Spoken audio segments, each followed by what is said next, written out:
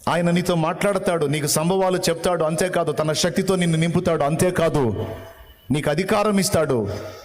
అంతేకాదు ఆయన నిన్ను తన కొరకు వాడుకుంటాడు. ప్రైజ్ ద లార్డ్, హల్లెలూయా. ఆయన తన కొరకు నిన్ను ఖచ్చితంగా వాడుకుంటాడు. నిజంగా ఆయన చేతిలో ఒక బూరలాగా, ఆయన నోట్లో ఒక బూరలాగా నువ్వు వాడబడాలంటే, బలవంతుడైన నా దేవుని చేతి బాణములో ఒక అంబులాగా నీవు ఉంచబడి సంధించబడాలంటే నువ్వు ఆయనను సమీపించడం తప్ప ఇంకొక మార్గం లేదు.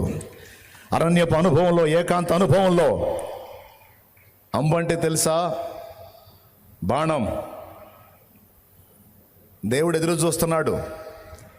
నేను బలవంతుని చేతిలో బాణం వల్ల నిన్ను చేయాలనుకుంటున్నాను, నాకు అందుబాటులోకి రాగలవా అని దేవుడు అడుగుతున్నాడు. రాగలవా? నాకు అందుబాటులోకి ఇష్టపడుతున్నావా?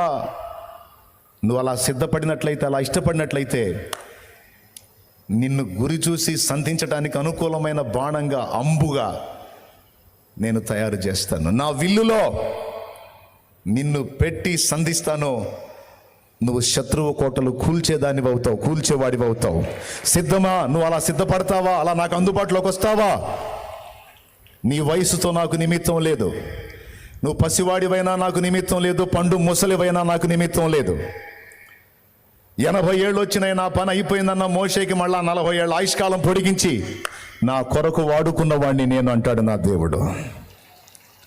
బాలుణ్ణి నాయనా నేనన్న ఇర్మియాని, నువ్వు బాలుడను అనవద్దని గద్దించి అతని ఏర్పాటు చెప్పి అతన్ని వాడుకున్న వాడిని నేను అని నా ప్రభు మాట్లాడుతున్నాడు.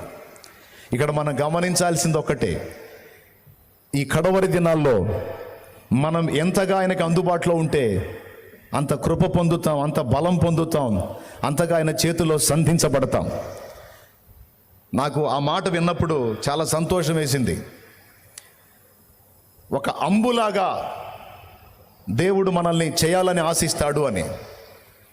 విల్లులో పెట్టి సంధించేదాన్ని అంబు అంటారు. దాన్ని గట్టిగా లాగి కొడితే ఏదైతే రీచ్ అవ్వాలనుకున్నాడో, ఏదైతే చేయాలనుకున్నాడో అది అయిపోద్ది అంతే, పడిపోద్ది అంతే. అక్కడ మన గుండెల్లో ఎలాంటి రోషం ఉండాలో తెలుసా? నా తండ్రి, శత్రువు కోటల్ని కూల్చే ఒక అంబులాగా నన్ను తయారు చేయవా అని అడగాలి దేవుడిని.